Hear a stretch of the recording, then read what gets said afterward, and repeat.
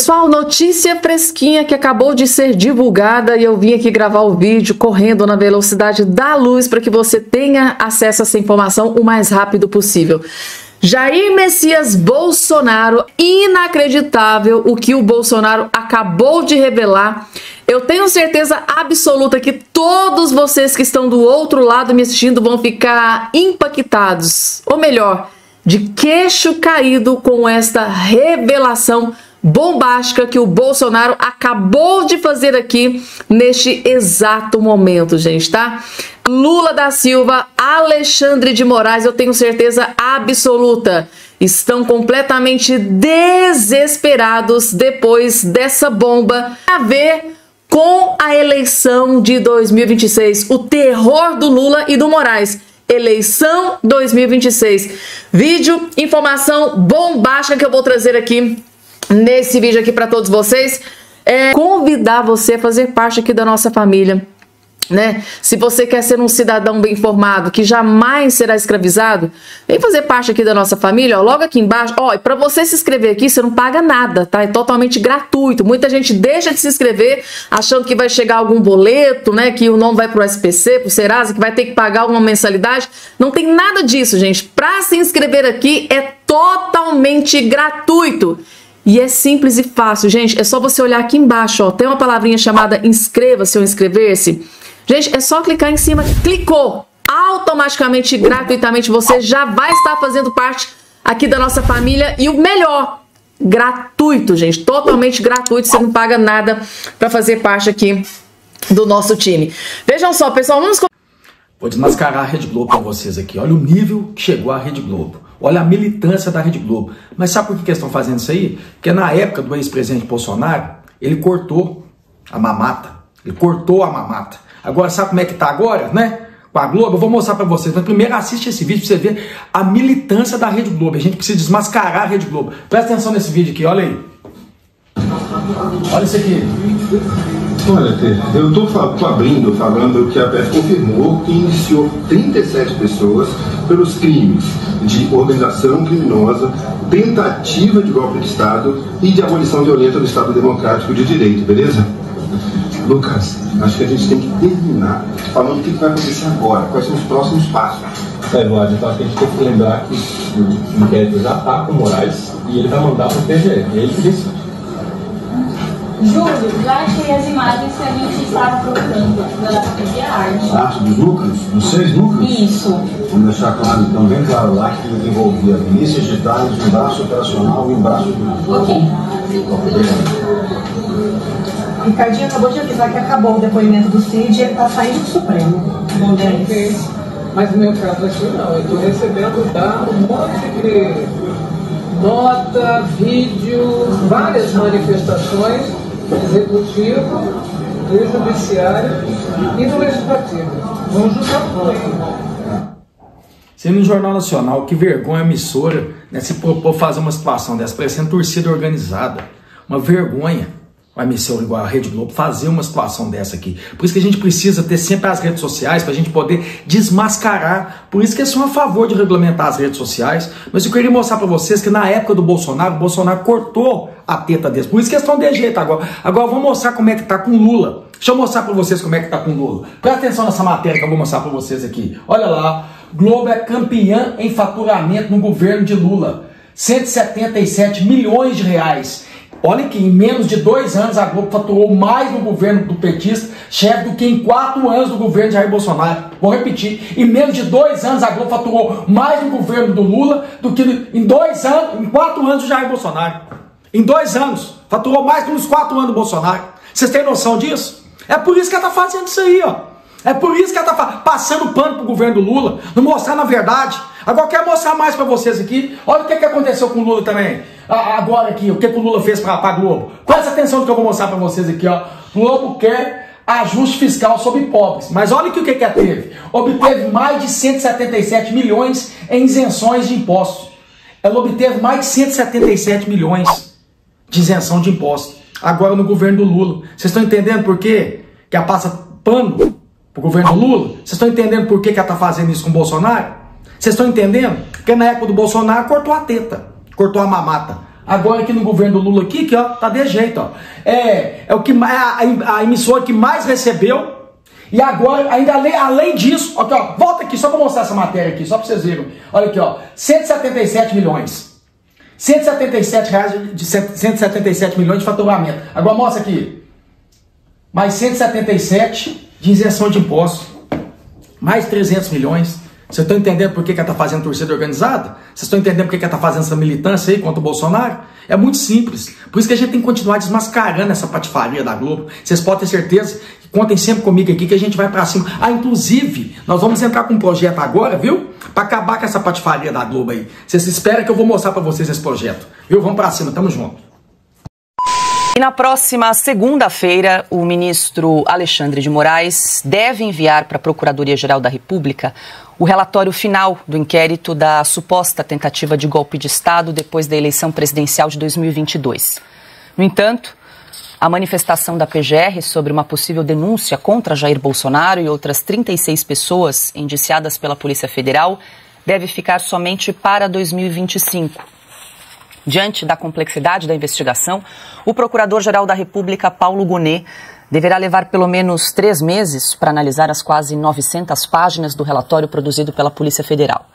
Depois de examinar as provas, Gonet vai decidir se apresenta ou não uma denúncia contra o ex-presidente e seus aliados. Se optar seguir em frente com a acusação, o caso será remetido ao ministro Alexandre de Moraes, relator do processo no Supremo. Alexandre Garcia, muito boa noite, seja bem-vindo. Alexandre, mais uma semana agitada por aqui. Na terça-feira o Brasil amanheceu com uma operação da Polícia Federal que prendeu, então, 5 pessoas envolvidas aí num suposto plano para executar Lula, Alckmin e Moraes. Ontem, a Polícia Federal conclui um relatório de quase 900 páginas e decide, então, indiciar 37 pessoas, incluindo Jair Bolsonaro. Eu gostaria, primeiramente, da sua análise desse momento que o Brasil vive com essa operação da Polícia Federal, agora a conclusão desse indiciamento e os próximos passos. Alexandre, muito boa noite. Boa noite, Paula. Boa noite, Ana, Augusto, Piotto. Eu estou em Santa Cruz do Sul, no hotel. Estou tentando com isso me justificar aí sobre a iluminação. Mas olha só, ontem eu conversei com um juiz de carreira já aposentado, experiente, veterano, e anteontem com outro. E os dois disseram a mesma coisa, porque estudaram o mesmo direito romano, que fala em iter criminis, o caminho do crime. E todos eles me dizem assim, olha, o crime tem 4 fases. Cogitação, desejo de cometer o crime, depois o planejamento, e, por fim, a execução e a consumação. Enquanto a pessoa estiver pensando no crime, cogitando e planejando, ele ainda não executou, não cometeu o crime. Não é o caso de Adélio Bispo, né? Adélio pensou, planejou, não sei se foi ele que pensou e planejou, pensaram e planejaram por ele, mas ele executou, né? E ele só não consumou o objetivo, que era matar Bolsonaro, porque ele foi atendido a tempo na Santa Casa de Juiz de Fora. Então, só para dar um exemplo do que é um crime, né? Eu, inclusive, argumentei a história do juiz que soltou o preso que havia sido flagrado tentando arrombar o cadeado de um portão de uma casa, e o juiz alegou, ele não conseguiu entrar. Não, mas ele já estava executando o crime. E ele só não consumou o crime porque foi flagrado e preso. Mas se ele ainda estivesse na calçada, será que eu vou, será que eu não vou, como é que eu devo fazer? Eu acho que eu devo primeiro pegar uma alavanca para romper o cadeado. Aí ele não cometeu ainda. Então, o procurador Gonet, procurador-geral, vai ter em mãos uma prova de devido processo legal. Vai ter que olhar sob o aspecto de devido processo legal. Isso vai determinar se estamos ou não num Estado de Direito. O pessoal que estuda lá nas arcadas, no Largo de São Francisco, também está sempre falando em devido processo legal. E muita gente fala em Estado Democrático de Direito como se fosse assim um rótulo apenas. Aí, vendo tudo isso, que Gonet vai ver, Gonet e seus auxiliares, vendo tudo isso, todo esse esforço, eu, como jornalista, e o Augusto é dessa geração, eu lamento que nós perdemos a visão crítica de documentos de governo. Quando a gente pega um documento de governo, a gente faz a crítica, faz a visão crítica, faz a análise no estrito termo de análise, para ver se uma coisa fecha com a outra, né? Que não é uma história de ficção mal engendrada, né? O ficcionista, por exemplo, tem que dar credibilidade à sua história, coerência à sua história, né? Não vai botar um táxi lá, um golpe que não deu porque o sujeito não conseguiu o táxi, né? O pessoal lá do Branca Leone, né? Então, eu vejo aí, perguntaram que o Nicolas, né, perguntou que golpe é esse. O governador de Minas Gerais, que é o estado do Nicolas, certa vez, o Francilino Pereira, perguntou que país é esse. A gente está perguntando que país é esse. Que jornalismo é esse? Sem a visão crítica, sem análise. E tem um detalhe, olha, o Augusto certamente conheceu o Paulo Afonso Martins de Oliveira, braço direito do Dr. Ulisses na Constituinte, foi por 23 anos secretário-geral da mesa, o braço direito de todos os presidentes da Câmara. Ele deu um depoimento que foi registrado em livro pelo Tarcísio Holanda, e por acaso no avião eu estava lendo, e aí, lá pelas tantas, o Paulo Afonso lembra que o Getúlio, quando vislumbrava uma liderança que poderia fazer frente a ele dava um jeito de acabar com a liderança.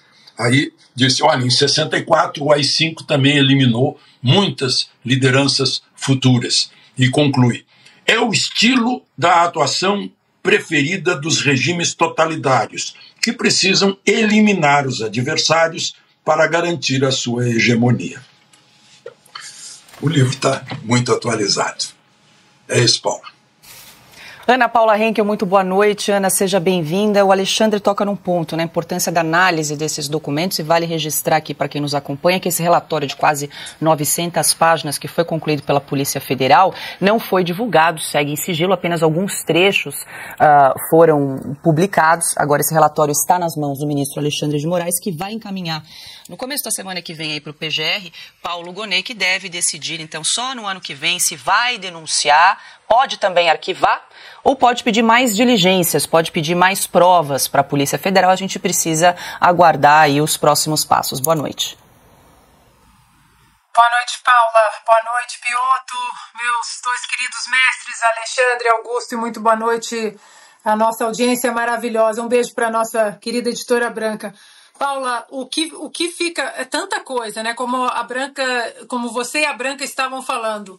A gente escreve um artigo na terça, na quarta ele já está velho, e se você escreve na quarta, na quinta de manhã ele já está velho, se você escreve na quinta à noite ele já está velho para entrar na edição de sexta. O Brasil realmente não é para amadores e é muito difícil hoje, muito difícil explicar o Brasil aqui fora, porque nem os nossos maiores juristas no Brasil, como o Alexandre colocou, conseguem explicar o Brasil de hoje. O Alexandre de Moraes agora, mais uma vez, é vítima, é o juiz do caso. O que eu fico questionando, Paula, na história do PGR, empurrar para o ano que vem, é a gravidade da situação, porque um plano para assassinar todo mundo, Lula, Alckmin, Alexandre de Moraes, para sair matando todo mundo, para dar um golpe, o golpe que pode não ter acontecido também, porque um militar não conseguiu chegar a tempo, não conseguiu pegar um táxi, ou seja, é um plano hollywoodiano, né? Eu diria, eu acho até, arriscaria dizer que Hollywood acho que ficaria um pouco para trás de um plano tão mirabolante como esse. Mas diante da gravidade do que vem sendo exposto, um plano para matar personagens importantíssimos da nossa República. Bolsonaro estaria envolvido, mas agora dizem que não estaria, que haveria um golpe dentro do golpe. Eu fico questionando, Paula, nós vamos esperar até 2025? Demora 3 meses para analisar tudo isso? E nesses 3 meses, a velha imprensa vai ser alimentada com o quê? mais narrativas de que agora, além de matar, ia enforcar, ia esquartejar em praça pública, tudo aquilo que a gente só escuta, mas nós não temos provas de absolutamente nada, indícios, são só suposições de relatórios da Polícia Federal, mas há provas nesses relatórios. Nós estamos falando de 2 anos dentro do governo do presidente Lula. E agora nós vamos esperar mais 3 meses, e nesses 3 meses nós vamos ver essa velha imprensa ser alimentada contra a vontade do povo de discutir certas coisas. Então, Paula, eu só acho que nesse meu primeiro comentário, para finalizar, o que aconteceu aqui nos Estados Unidos com a perseguição a Donald Trump durante tanto tempo, os brasileiros ainda não aprenderam, né? Esses agora, no atual governo e na composição do Supremo Tribunal Federal, não aprenderam com a história do que aconteceu aqui. Usaram o famoso lawfare, né? As instituições e o sistema judicial para perseguição a dissidentes e oponentes, e deu muito errado. A repercussão foi muito ruim para aqueles que querem calar as pessoas e perseguir as pessoas. A popularidade de Donald Trump só aumentou, vimos o tsunami que aconteceu, e eu estava passando os olhos aqui pelas redes sociais hoje, a história do golpe e do presidente Bolsonaro dentro desse golpe, do golpe dentro do golpe, uma confusão danada. Bolsonaro continua muito popular. Por onde ele passa, imagens de ontem, antes de ontem, ele continua carregando uma multidão. Como é que essa gente vai calar essa multidão toda? E hoje, Jair Bolsonaro concedeu uma entrevista à Veja em que negou a participação em qualquer discussão a respeito do suposto plano para matar Lula, Alckmin e o ministro Alexandre de Moraes. Abre aspas. Lá na presidência havia mais ou menos 3.000 pessoas naquele prédio. Se um cara bola um negócio qualquer, o que eu tenho a ver com isso? Discutir comigo um plano para matar alguém, isso nunca aconteceu. Fecha aspas. Ao longo da entrevista, Bolsonaro declarou também que jamais compactuaria com qualquer plano para dar um golpe. Adalberto Piotto, muito boa noite. Seja bem-vindo, Piotto, que a gente tem observado um esforço muito grande para colocar Jair Bolsonaro no centro, para mostrar que ele seria aí o mentor intelectual de todo esse plano de um suposto golpe, inclusive incluindo aí a morte, o assassinato de Lula, Alckmin e também o ministro Alexandre de Moraes. O que nós temos até agora, pelo menos o que apareceu, me parece bastante frágil desse relatório aí da Polícia Federal, que permanece em sigilo, pelo menos por enquanto. Boa noite, Paula. Augusto, boa noite, Alexandre, seja bem-vindo. Ana, querida, todos que nos acompanham. Eu vou me dar o privilégio de usar os argumentos brilhantes que o Alexandre já fez e também a Ana Paula, porque é preciso convencer as pessoas. E se não convencer na democracia, você precisa convencer, senão é ditadura. E nada leva a crer. Mas eu vou aqui usar o Supremo a favor do próprio Supremo. Não é fácil fazer isso no dia a dia, mas acho que eu tenho aqui um caminho para isso.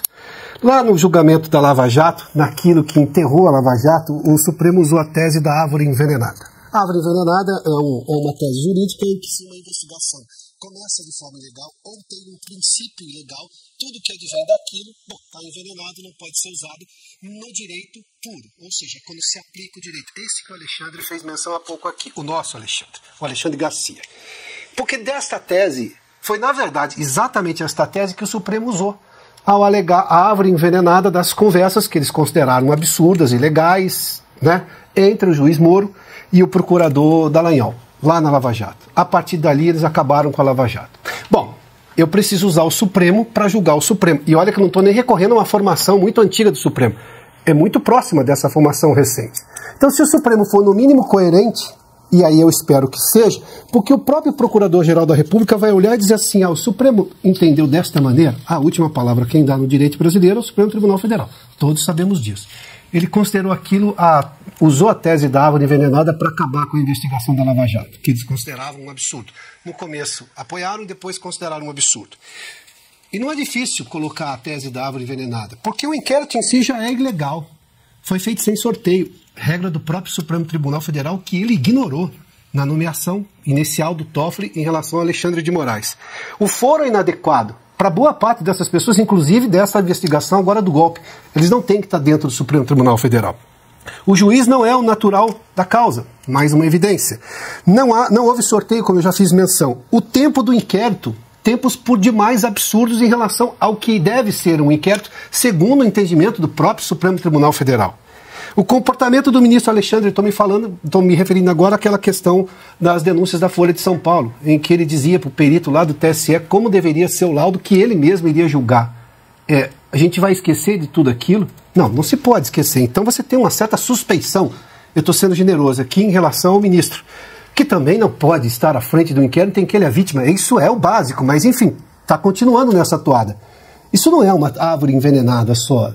Está envenenado tudo. Nós estamos vendo tudo aqui que não tem nenhuma correlação com o mínimo do direito. E o Alexandre Garcia fez menção a juristas renomados de experiência que eles falam, isso não existe.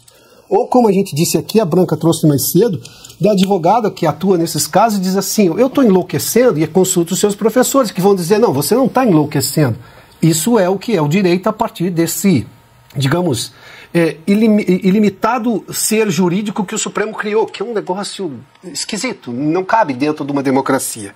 Por fim, o próprio ministro, naquele caso do ministro Alexandre de Moraes, o presidente da casa, o ministro Barroso, chamou de tempestades fictícias, aquelas denúncias seríssimas de um juiz interferindo na forma como o laudo ia ser julgado por ele próprio.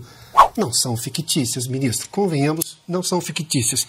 Por fim, volto também ao Alexandre, essa aceitação da versão da Polícia Federal e do ministro e do Supremo Tribunal Federal por parte da imprensa sem questionar, aí não é a árvore envenenada, é jornalismo completamente incompetente e sabe-se lá o que mais. Eu lamento pelo o que mais. Nem sei se podemos chamar de jornalismo. Esse é o ponto.